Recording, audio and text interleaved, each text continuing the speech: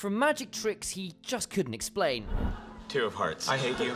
to getting lawyered by Priya. There's no but, Sheldon. That's how the law works. School.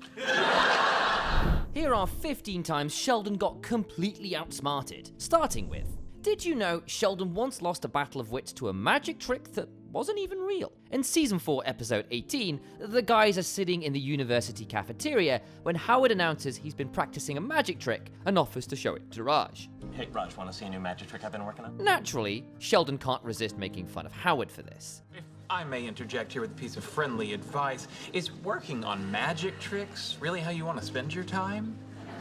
Granted, you're just an engineer. But Howard goes on anyway, telling Raj to pull a random card without showing anyone. When Howard guesses it perfectly, Raj is impressed, How about that? But is that your card? Yes, it is very good. while Sheldon, typically, immediately jumps into mocking the trick, even though that tiny little flicker of panic in his eyes gives him away. Not cool. It's a childish trick designed to confuse and intrigue simpletons.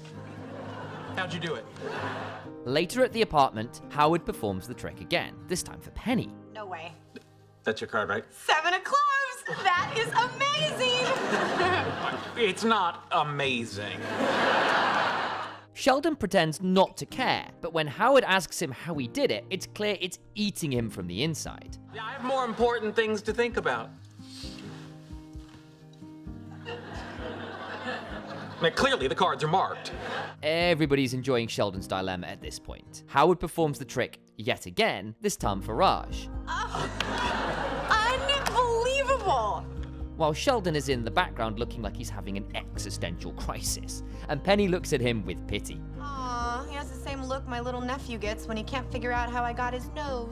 Even Penny jumps in, casually saying she's figured out Howard's trick, and Sheldon practically short-circuits in disbelief. Now, please. If I don't know, you don't know. That's axiomatic. Penny whispers it to Howard, and Howard plays along, saying she's right, You're right. and Sheldon looks on in pure consternation. Not too bad for someone who doesn't know what axiomatic means. The idea that Penny could figure out something that he, Sheldon, multi-PhD, genius of unparalleled intellect, couldn't figure it out himself, spirals him into a full scientific meltdown, and it is glorious. He starts using infrared cameras to record himself while trying to redo the trick. When Leonard asks what he's up to, Sheldon responds, I'm reverse engineering Wallowitz's magic trick. Leonard, already thinking he's gone crazy, realizes Sheldon is connected to the Oak Ridge National Laboratory and asks him if it's true. Yes, I'm using their Cray supercomputer to analyze shuffling patterns. Leonard tells him it's a federal crime to hack into a national supercomputer, but that doesn't faze Sheldon in the slightest. Relax, we're not under attack right now. But when even that doesn't work, he tries to buy uranium-235, you know, the stuff they use in nuclear reactors, on Craigslist, because that's definitely what normal people do when they can't solve a card trick. Where am I going to find uranium-235 this time of night? Come on, Craigslist. Later, at the cafeteria, Sheldon claims he has solved and improved Howard's magic trick. Oh, I've been meaning to tell you. I figured out your magic trick. Really? Oh, yes. In fact, I improved upon it. Howard and Raj play along, curious to see what Sheldon's cooked up, but it takes them 2 seconds to realize he's got nothing. And then Raj spills the truth. These cards have barcodes on them. The wand is a reader. It's transmitting to your phone. Howard's reaction says it all, total letdown. That's pathetic. Let me show you how a real magician does it. At this point, it's revealed to the audience that there's no trick as Howard makes a wild guess and Raj pretends it's right. Okay. 3 of clubs. Son of a gun, you're blowing my mind! They've all been playing Sheldon, knowing he would go nuts trying to figure it out. After Sheldon leaves, Raj asks Howard, You ever gonna tell him? Maybe, when it stops being fun. By the end, Sheldon is depressed and in trouble with Homeland Security for the supercomputer and uranium-235. Howard says he'll show him the trick one more time, Want me to tell you how to do it? No. I'll show you one more time. but Sheldon stops him before he can begin. This time, do it with me, so I can make sure there's no monkey business. Howard agrees reluctantly, thinking the cat might be out of the bag, but Raj just signals Howard the card with a hand gesture right under Sheldon's nose. And Sheldon, with all his focus locked entirely on Howard, misses it completely. Two of hearts. I hate you. Sheldon is many things. One of them is surprisingly oblivious at times. Sometimes the smartest person in the room is the easiest one to fool. Did you know Sheldon once got intellectually defeated by his own girlfriend in a movie discussion, no less? In season 7, episode 4, Sheldon proudly shows Amy his all-time favorite movie, Raiders of the Lost Ark. Thank you for watching it. It's one of my all-time favorites. Fully expecting a having her world rocked on his couch reaction. Instead, Amy calls it good. Sacrilege, Raiders of the Lost Ark is a phenomenal movie. But back to the script. Amy calling Raiders of the Lost Ark merely good already stings. And then she casually points out something that hits Sheldon like a tactical nuke. It was very entertaining, despite the glaring story problem. Cocky as ever, Sheldon thinks she's joking at first, laughing it off, and starts explaining what she's claiming is impossible. Raiders of the Lost Ark is the love child of Steven Spielberg and George Lucas, two of the most gifted filmmakers of our generation. And then challenges her to prove him wrong. I defy you to find a story problem. Little did he know how much he would live to regret this when Amy proceeded to dismantle the entire movie in under 10 seconds. All right. Indiana Jones plays no role in the outcome of the story. If he weren't in the film, it would turn out exactly the same. Sheldon, not able to digest this, turns to making fun of her instead. And if he weren't in the movie, the Nazis would have still found the Ark, taken it to the island, opened it up, and all died. Just like they did. Sheldon's jaw drops to the floor, and Amy has to reach over to close it for him. Now humiliated, Sheldon enters full revenge mode. The next day at lunch, the guys catch him obsessively reading Pride and Prejudice, one of Amy's favorite novels, and Leonard asks him why. I'll tell you why. Amy ruined Raiders of the Lost Ark for me. So now I'm trying to find something beloved to her and ruin that. And then Raj also decides to jump in, asking how they can ruin something as perfect as Raiders, and when Sheldon tells them what Amy said, they can only groan in disappointment. Later at the apartment, Sheldon tells Leonard that Pride and Prejudice is a flawless masterpiece. Oh, it turns out Amy's beloved Pride and Prejudice is a flawless masterpiece. He's got too much pride, she's got too much prejudice, it just works. As a result of Pride and Prejudice being too good for him to criticize, he has to move on to some of Amy's favorite comic strips, starting with one called Marmaduke. And I think I've got it. You consider, a family possesses a dog that is so large and poorly disciplined, he causes nothing but problems. Why do they keep him? But Leonard points out that maybe they just fell in love with him as a puppy and don't want to part with him now. Sheldon sighs in his frustration, yet again. You know, why couldn't she just like Ziggy, you know? That thing's riddled with plot holes. Desperately hunting for flaws like a man trying to speedrun pettiness, he moves on to Garfield, but ends up turning into a fan himself. I think she's a fan of Garfield as well. Oh, darn it, now so am I.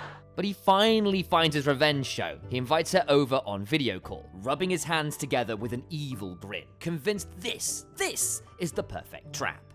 You were kind enough to watch Raiders of the Lost Ark with me, so I'd like to return the favor by inviting you to watch an episode of your favorite childhood television series, Little House on the Prairie. Amy's pleasantly surprised at how thoughtful Sheldon is being for once, and happily agrees. But when they later sit down to actually watch the show, Sheldon begins the nitpicking. You see that cabin there? I read they were illegally squatting on Indian land. Personally, I think what we did to the Native Americans was wrong, but this is your favorite show. Amy immediately realizes the whole romantic evening is just Sheldon trying to settle the score. They hash it out, apologize, and everything goes back to normal. So all's well that ends well. Did you know even Penny once outwitted Sheldon just by knowing his habits? Season 2, episode 7 reveals one of Sheldon's quirkiest rules yet. Earn 3 strikes and you're out of the apartment. The guys are settling in to eat and watch TV when Penny casually grabs an onion ring from Sheldon's plate, and the guys instantly panic. Sheldon's onion ring, just put it back. It's one onion ring. Put it back before he comes. She reluctantly puts it back, but not in the exact same spot, and Sheldon immediately notices it when he comes. Who touched my foot? Penny did it. The guys rat Penny out without a second thought, and before she even understands what's going on, she has 2 strikes. Well, I'm sorry, but that is your second strike. What? You have 2 strikes. 3 strikes and you're out. Confused about this perplexing new rule development, Penny asks about her first strike, which turned out to be a meme she emailed Sheldon violating his rule about forwarding email humor. She tries to reason with him, but gives up in frustration, only to end up sitting in his spot. I don't care. I'm taking a stand. Metaphorically. All right, that's it. Strike 3. Ooh, strike 3. She doesn't take it seriously, but Sheldon actually banishes her from the apartment. Except Penny doesn't play by Sheldon's rules. She makes her own. The next day at the Cheesecake Factory, when Sheldon asks her why she didn't take his order, she turns the table and bans him. Oh, I didn't tell you? You're banished from the Cheesecake Factory. Why? Well, you have 3 strikes. 1 coming in, 2 sitting down, and 3, I don't like your attitude. After complaining to Penny's manager, Sheldon does get his order, thinking he won against Penny, when she says, Go ahead, eat it.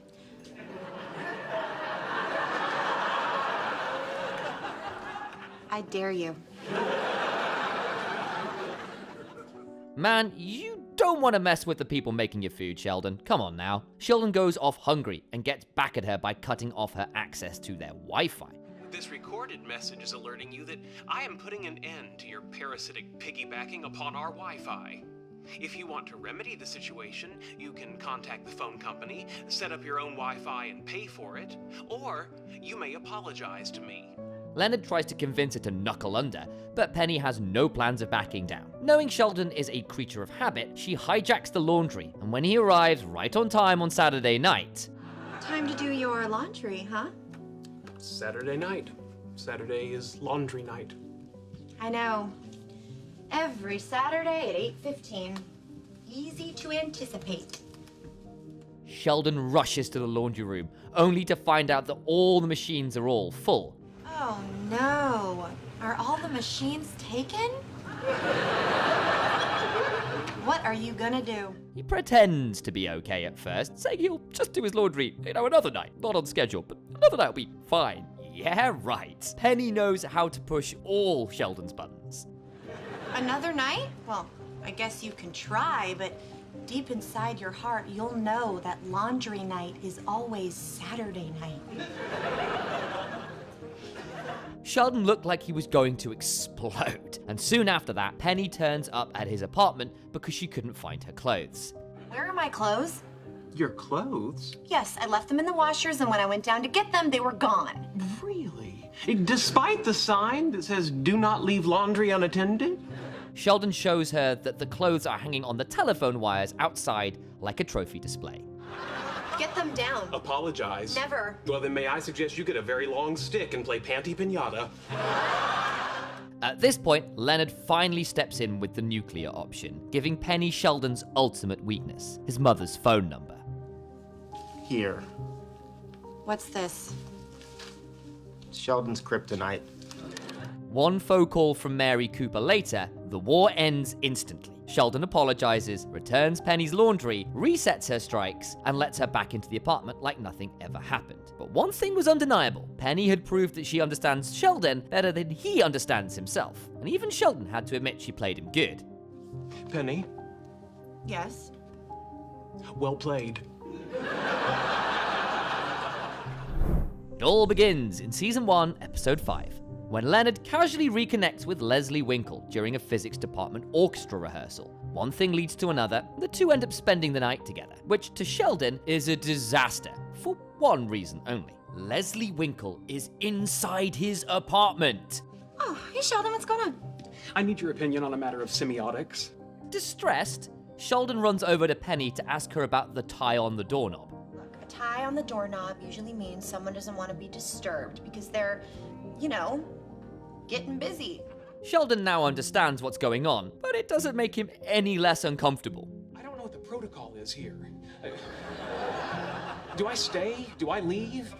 Do I wait to greet them with a refreshing beverage? He spent the night spiraling through confusion and frustration and ended up sleeping on the couch, having no idea the real nightmare was waiting for him in the morning. He wakes up and, rubbing his eyes, strolls past his board to the kitchen when he realizes something and freezes. Someone touched my board. Oh God, my board. His whiteboard, the sanctuary of his intellect, the sacred temple of all his equations, has been altered. Still unaware of who dared defy his beautiful whiteboard like this, he starts panicking like crazy and calls out to Leonard. Leonard tries to calm him down, only to point out something even worse. Doesn't that fix the problem you've been having? Are you insane? Are you out of your mind? Hey, look, that fixes the problem I've been having. Right on cue, Leslie casually walks in, revealing that she was the one who fixed his equation. You're welcome. You did this? Yeah, I noticed it when I got up to get a glass of water, so I fixed it. Now you can show that quarks are asymptotically free at high energies. Pretty cool, huh? She didn't even break a sweat doing it. Sheldon naturally can't digest what just happened. But Leslie couldn't care less and leaves after thanking Leonard for a great night when Sheldon stops her. Hold on. What? Who told you could touch my board? No one? Yeah, I don't come into your house and touch your board. There are no incorrect equations on my board. Only to end up getting absolutely defeated. Humiliated and unable to let the score stay uneven, he tries to fire back at her with a quick jab, but can't even do that properly. Oh, that is so... I'm sorry, I gotta run. If you come up with an adjective, text me. This one kicks off in season 3, episode 2, with the guys hanging out in the apartment like any normal night until a faint chirping echoes from across the room. Sheldon sits up as if he's hearing Morse code from the universe itself and looks at his watch, attempting to identify it by sound alone. Based on the number of chirps per minute and the ambient temperature in this room, it is a snowy tree cricket. Howard, still salty from losing a previous argument, calls him out, saying it's a common field cricket. One insult leads to another, and suddenly these two grown men are wagering rare comic books over a bug. Fair enough. What stakes do you propose? I will put up my Fantastic Four number 48 first appearance of Silver Surfer against your Flash 123, the classic Flash of Two Worlds issue. All right, you have a wager. Actually, the more I think about it, that's very on brand. And then Raj points out the most obvious detail they're both missing. Great. Now how are you gonna settle it, There is no way to determine the species of the cricket without examining it. What starts as a simple disagreement escalates into a full-blown expedition. They tear apart the apartment, crawl through the hallway, and eventually end up in the elevator shaft. I wonder what the non-pathetic people are doing tonight. By the next day, they finally track the little guy down, only to immediately spark a new argument. Howard and Raj want to name him Toby, and Sheldon insists on Jiminy, from Pinocchio fame. While this goes on, Howard brings Kleingast's Field Guide to North American Insects from the library to compare and prove he's right. But Sheldon refuses to accept defeat and insists it's a snowy tree cricket. Right here. See it? The common field cricket, aka Gryllus acimus, which is Latin for "suck it, you lose." Raj doesn't even care anymore, and Leonard, who's had a horrible night with Penny, barely gets acknowledged. The cricket takes priority. I bet I could throw a rock in this room and come up with 3 better friends. Obvious. With the debate going nowhere, they agree on a final solution. Take the bug to Professor Crawley, a respected entomologist who can settle the bet once and for all. Except, Crawley is not the calm, patient scientist they expected, and when they attempt to ask him the question, he stops them. Let me ask you one first. What's a world-renowned entomologist with a doctorate and 20 years of experience to do with his life when the university cuts off the funding for his lab? The man is exhausted, broke, and clearly one minor inconvenience away from snapping. Eventually, Howard gets him to look at Toby. Toby? What a stupid name for a cricket! Sheldon jumps in gleefully, quickly there to rub it in that he said the same thing, and Howard, frustrated, just waits for the real verdict. The professor easily identifies it as a field cricket, but Sheldon, being Sheldon, doesn't accept it at first, asking the professor if he's sure. Man, I've been studying insects since I was 8 years old. You know what they used to call me in school? Creepy Crawly. Everybody wants to leave by this point, but Sheldon is not convinced and points out that, in and of itself, that's not a credential to go on. Let me show you something. See that? That's a Crawley's dung beetle. I discovered it after spending 6 months slogging through the Bornean rainforests, while my wife was back home, shacking up with a 2-bit ornithologist who lives on a sailboat and likes to wear bootcut jeans. So when I tell you that that's a common field cricket, you can take that to the damn bank, because God knows I can't. That tramp took me for everything. Even Sheldon folds after a speech like that, and for once in his life admits he's been outdone. Well, apparently I was wrong. Congratulations. In season 1, episode 13, when the guys are having dinner in the apartment, geeking out over Star Trek as usual, Howard gets an update that one of the top teams dropped out of the annual Caltech Physics Bowl. The boys are excited, contemplating their victory already, when Sheldon declares he wants no part in it, treating the entire thing like it's beneath him. Would you ask Picasso to play Pictionary?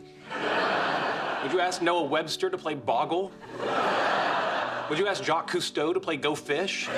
They need 4 players to compete, and so after Leonard guilt trips him with the dying words of Spock, Sheldon reluctantly joins. The needs of the many outweigh the needs of the few.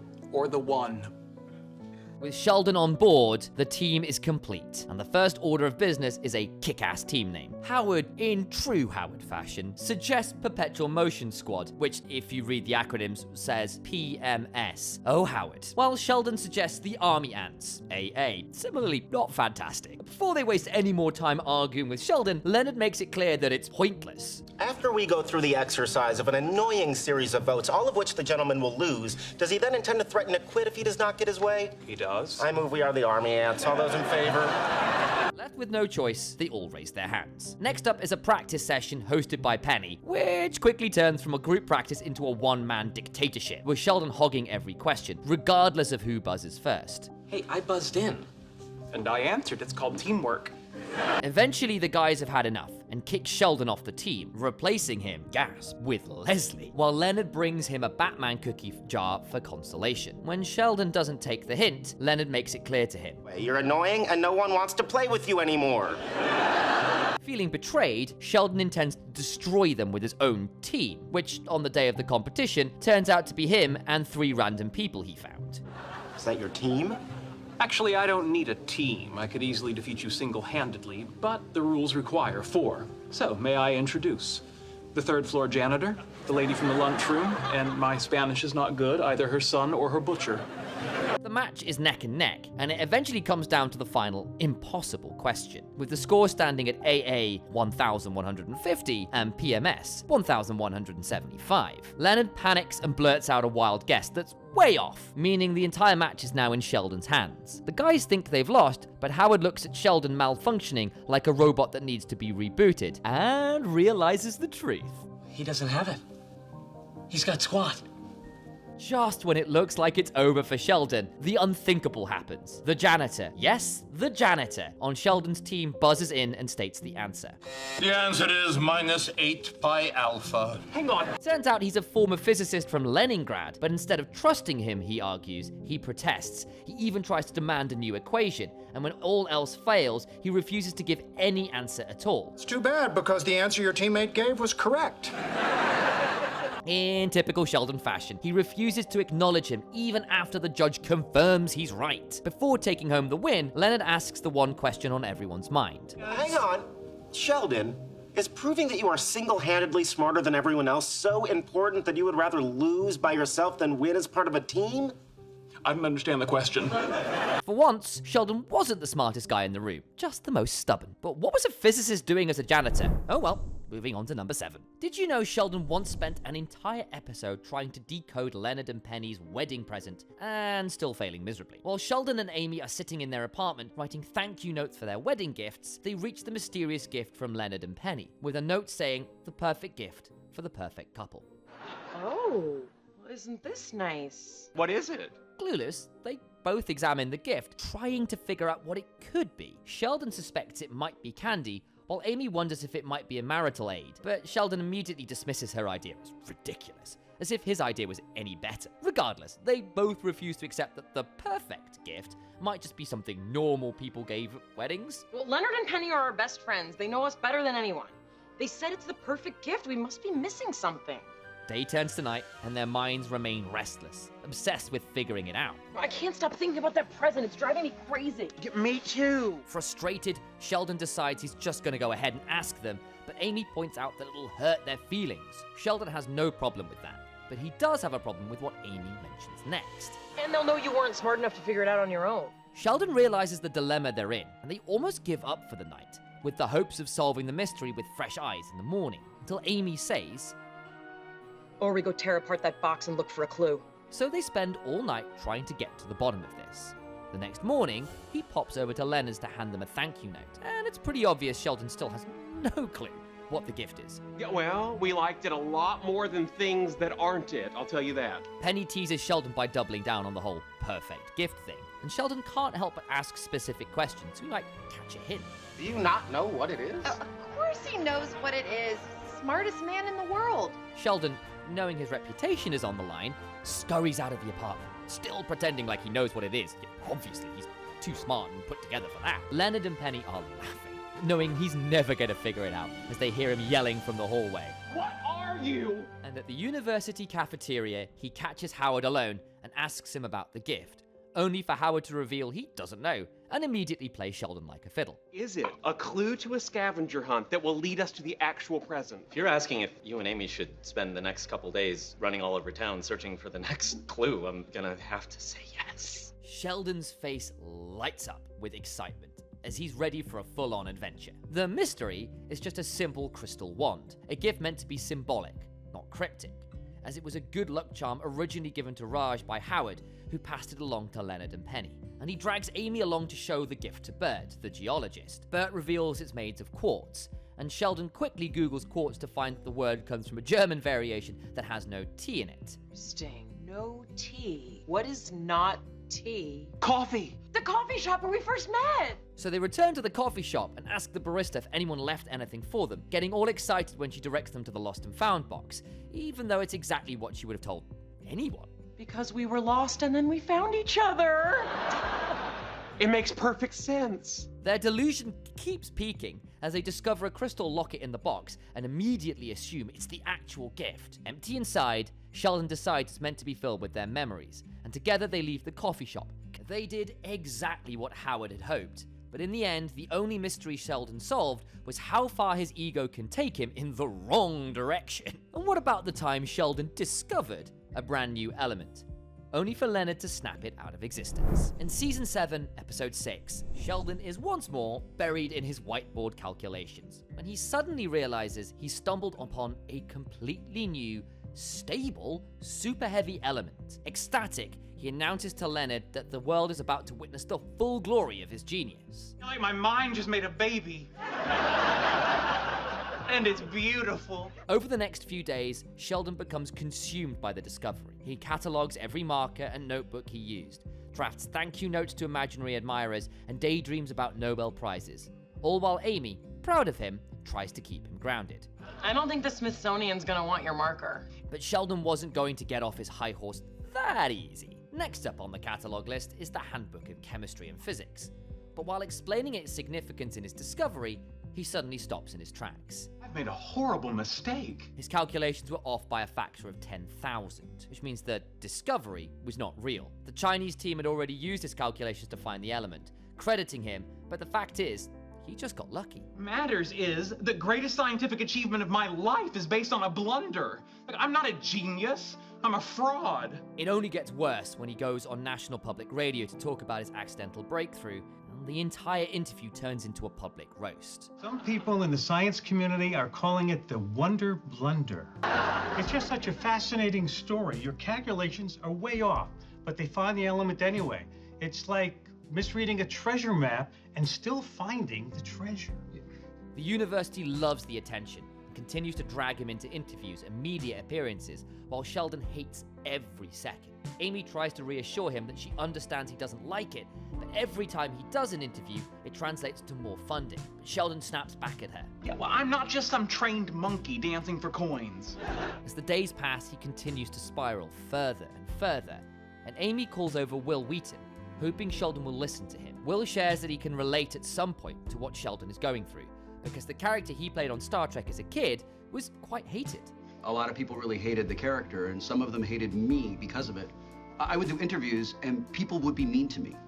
That just happened to me. Amy points out the lesson here is to embrace this as a phase of life and move on to bigger and better things. But just when Sheldon is finally making peace with being famous, Leonard reruns the data and discovers the truth. The element never existed. The Chinese team faked it. Leonard goes to Sheldon to share the good news, thinking he'd be over the moon to hear all the attention he hates is going to go away. Instead of being happy, Sheldon now gets mad at him. You robbed me of my greatest achievement! Leonard accepts that there is just no winning with Sheldon sometimes. But what happens when the roommate agreement goes against an actual lawyer? This one comes from season 4, episode 21, when Sheldon barges into the washroom while Leonard is showering, only to discover Leonard is in there with Priya. What are you doing in there? She can't be in here. According to the roommate agreement, paragraph 9, subsection B, the right to bathroom privacy is suspended in the event of force majeure. And believe me, I'm experiencing a very majeure force. When they refuse to budge, Sheldon has no option but to sprint next door to use Penny's bathroom. The next morning, Sheldon, with a smug look on his face, files 2 official violations of the roommate agreement against Leonard, until Priya steps in and unleashes full lawyer mode. Do you waive reading of the charges? Yeah, fine. Hang on. No. My client does not waive reading of the charges. You can see where this one is going. Sheldon pauses for a bit, surprised, but still goes along with it. Accused did knowingly and with malice aforethought deny access to the shared bathroom in a time of emergency. The accused exceeded the agreed upon occupancy of the shower, to wit, 1, unless we are under attack by water-soluble aliens. And then it's Priya's turn. Within seconds, she finds loopholes, contradictions, and vague clauses that Sheldon never expected anyone to challenge. Section 7 here, on the right to enter the bathroom in emergency situations, is not specific as to what constitutes an emergency.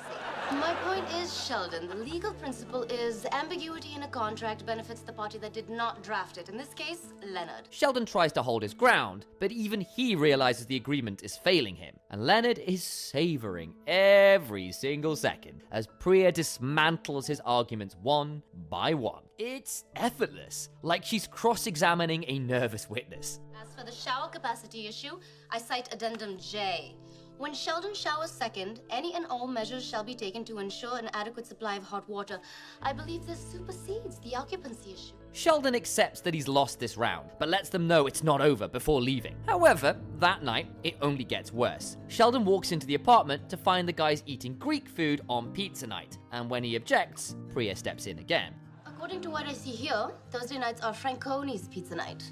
Yes, and when Franconi's went out of business, we switched to Graziano's. Howard asks if they can just switch restaurants like that, and Priya responds. Good question, Howard. Turns out you can't. According to the document you drew up, Sheldon, the selection of a new takeout restaurant requires public hearings and a 60-day comment period. Were those criteria met? No. Priya had casually legalized Greek food on pizza night, while all Sheldon could do was stand and watch his authority crumble like a house of cards. Eventually, he gives up and pretends to be adaptable, taking a bite out of the lamb kebab. Everyone just stops eating their food to see if he can swallow even one bite, while he rambles on about how great the Greeks are.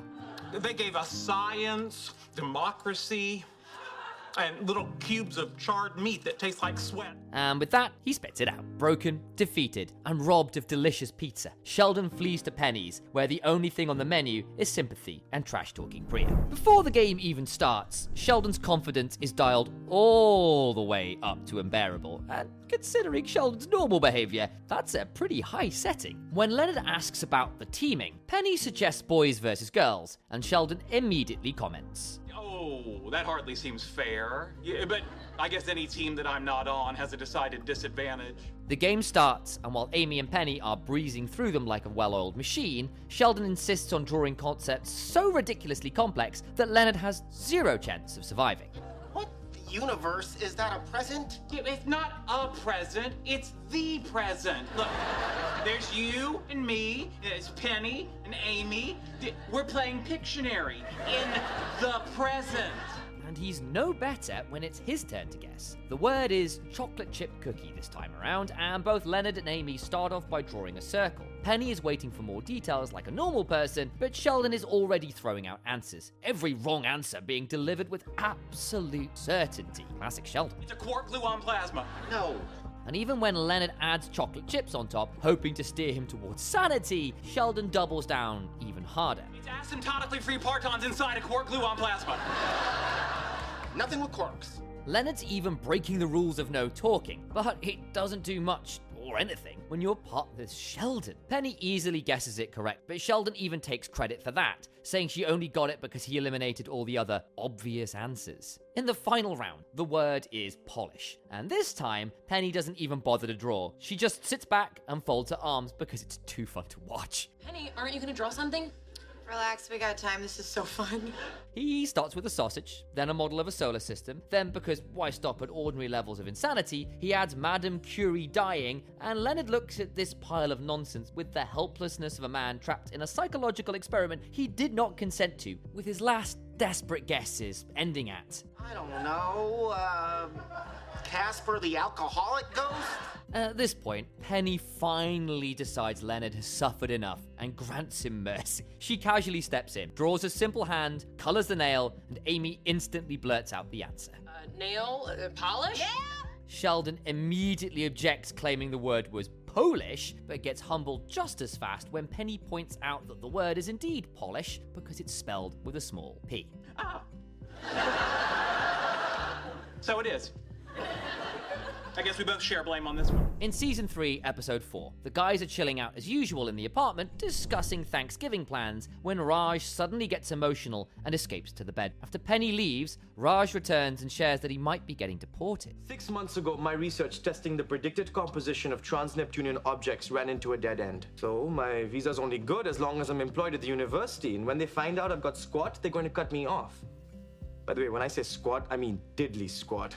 Turns out he's been spending the last 6 months goofing off online, leaving him desperate for work. The guys are brainstorming how to keep Raj in the country when Penny, who's been listening from behind the apartment door, casually gives them a solution. Why doesn't he just get another job? At the university, Howard delivers some good news. Dr. Lachlan is looking for a new research talent. Raj aces the interview, but finds himself paired with Dr. Catherine Millstone, an attractive colleague. So he can speak to her, Raj does something incredibly dumb. He immediately downs 2 glasses of sherry and then makes a sexually inappropriate comment, leaving Lachlan and Millstone speechless. How did you correct for the selection bias?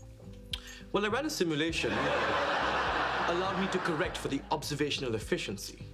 That's just fascinating. Thank you. Would you like to hear more about it in my hot tub? With Raj wasting his last chance, it seems all but hopeless. But here comes Sheldon with the rescue. Like the subordinate male protagonist in countless action movies who disappears halfway through the second reel, I have returned to save the day. Sheldon offers Raj to work for him, but Raj's initial reaction is not the heroic welcome he was hoping for.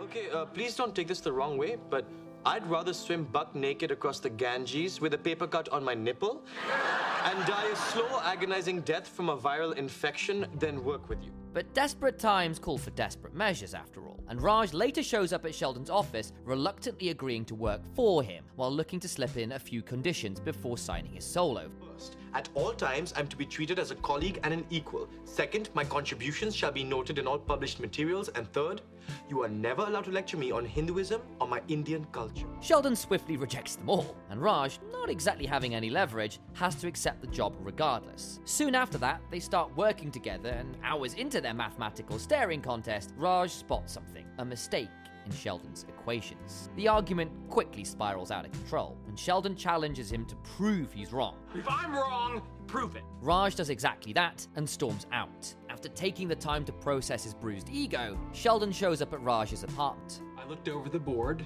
and it turns out you were right.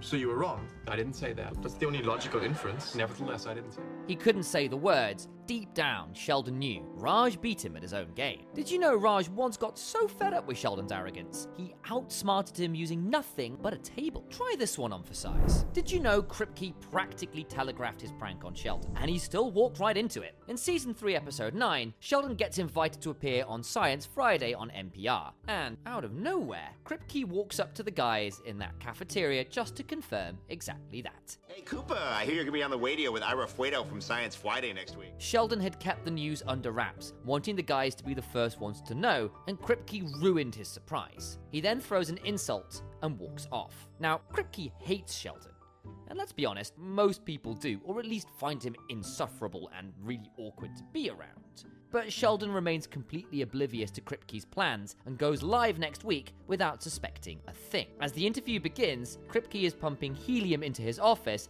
and Sheldon's voice starts to give off a cartoonish squeak. Oh, this is gonna be a wire. Sheldon's carefully crafted explanations end up sounding like a Looney Tunes character on the radio. Meanwhile, back in the cafeteria, everyone listening in through the radio is dying with laughter. It is pretty funny to listen to. Finally realizing something is wrong, Sheldon discovers the helium nozzle and screams. Kripke, I found the nozzle. I'm going to kill you. Sheldon never saw it coming, like when Raj decided to annoy Sheldon with a table. In Season 4, Episode 4, their work partnership keeps spiraling, and when Raj makes a perfectly reasonable request for his own desk, Sheldon refuses it for no reason at all. Our collaboration is a work of the mind. We don't need desks.